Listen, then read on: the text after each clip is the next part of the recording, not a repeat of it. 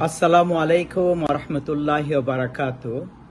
আজকে আমার একটা টপিকস যেটাকে ইংলিশে চাইছিলাম, বাট আমি বাংলাতে করব, কারণ এটা আমাদের বেশি দরকার। আমাদের টপিকসটা হলো, ইন্ডিয়া হলো আমাদের একটা এনিমি রাষ্ট্র। প্রতিটা রাষ্ট্রেরই একটা, দুইটা, তিনটা এনিমি রাষ্ট্র থাকে। বাংলাদেশের মেইন এনিমি রাষ্ট্র হলো ইন্ডিয়া। এবং কেন ইন্ডিয়া? দেখেন, বাংলাদেশে 10 লক্ষ ইন্ডিয়ান ইললিগেলি বাংলাদেশে থাকে, এবং এদেরকে আমরা বাংলাদেশি হিসাবে তাদেরকে বাংলা ভাষায় কথা বলে তাদেরকে আমরা খুব কি করি না। হ্যাঁ, আমরা আমাদের ইন্টিগ্রেটেড করতে দিছি আমাদের দেশের কিসের সাথে। কিন্তু বাংলাদেশের যত কি হইতেছে, যত ক্রাইম হইতেছে, এই ইলিগেল ইন্ডিয়ানরা করতেছে বাংলাদেশে।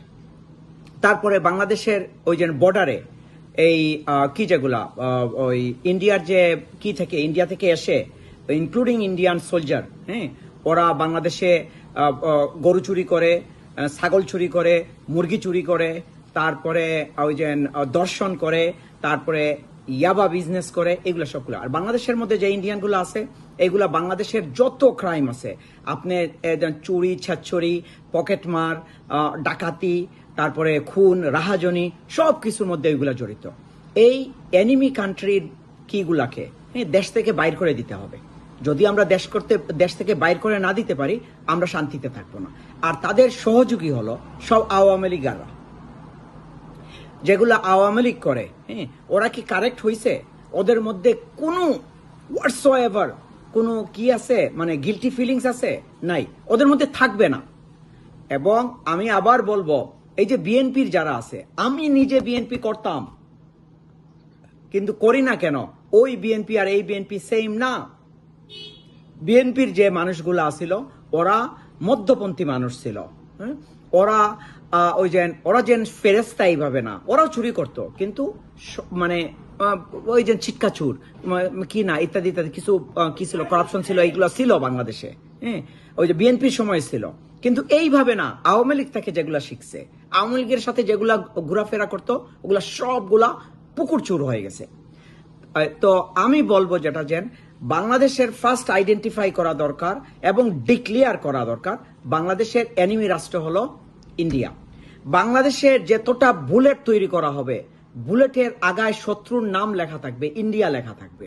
বাংলাদেশের যে মিসাইল বানানো হবে, সব মিসাইলের আগায় লেখা থাকবে ইন্ডিয়া ইজ আওয়ার এনিমি।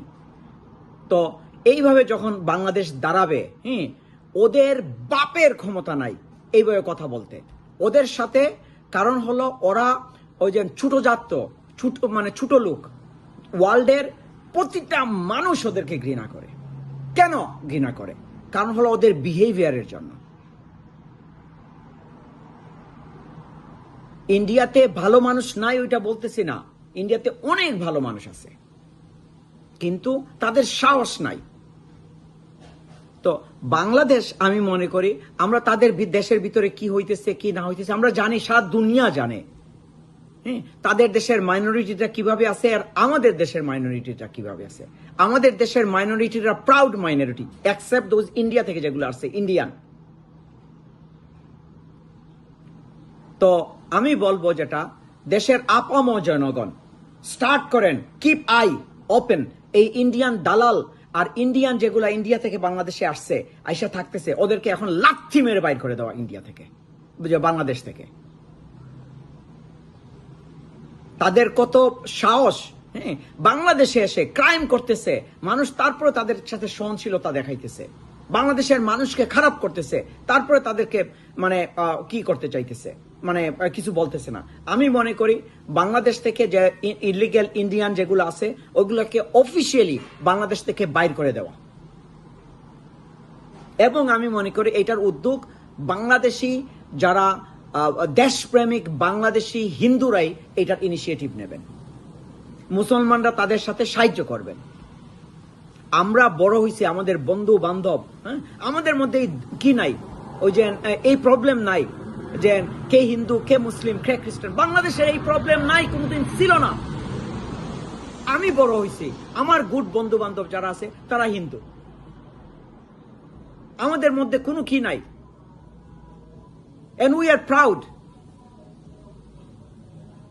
তো আজকে আমি আমার টপিকসের মধ্যে থাকবো এবং সেম জিনিস বলতেছি, বাংলাদেশের এনিমি রাষ্ট্র হলো ইন্ডিয়া।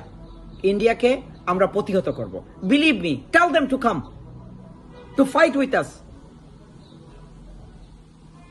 আমরা গরুর দুধ খাই, গরুর মিট খাই, অন্য কিছু খাই না। সাহস থাকলে আয়। সালাম বাংলাদেশ, সালাম ছাত্র সমাজ, তোমরা আমাদের ভবিষ্যৎ।